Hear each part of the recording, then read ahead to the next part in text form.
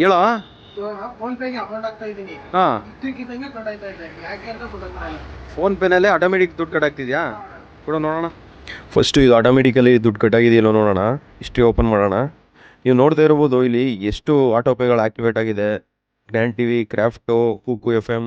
ಈ Kuku F M ಇಂದನೇ ತುಂಬ ಆಟೋಪೇಗಳು activate ಆಗೋದು.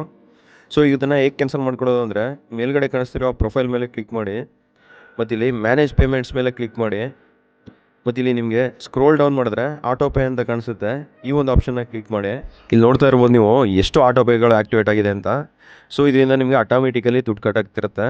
ಸೊ ಇದನ್ನು ಕ್ಯಾನ್ಸಲ್ ಮಾಡಬೇಕು ಅಂದರೆ ನಿಮಗೆ ಬೇಡದೇ ಇರೋ ಆಟೋಪೇನ ಓಪನ್ ಮಾಡಿ, ಕೆಳಗಡೆ ಡಿಲೀಟ್ ಆಟೋಪೇ ಅಂತ ಇರುತ್ತೆ. ಈ ಒಂದು ಆಪ್ಷನ್ನ ಕ್ಲಿಕ್ ಮಾಡಿ, ಕನ್ಫರ್ಮ್ ಕ್ಲಿಕ್ ಮಾಡಿ, ನಿಮ್ಮ ಫೋನ್ಪೇ ಪಾಸ್ವರ್ಡ್ನ ಕೊಟ್ಟು ಎಂಟ್ರ್ ಮಾಡಿ. ಸೊ ಇದೇ ಥರ ನಿಮಗೆ ಆಟೋಮೆಟಿಕಲಿ ದುಡ್ಡು ಕಟ್ಟಾಗ ಆಟೋಪೇಗಳನ್ನ ಡಿಲೀಟ್ ಮಾಡ್ಕೊಳ್ಳಿ.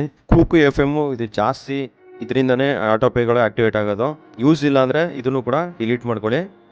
ಸೊ ಇದೇ ಥರ ನಿಮಗೆ ಬೇಡದೇ ಇರುವ ಆಟೋಪೇಗಳು ಆ್ಯಕ್ಟಿವೇಟ್ ಆಗಿದರೆ ಡಿಲೀಟ್ ಮಾಡ್ಕೊಳ್ಳಿ.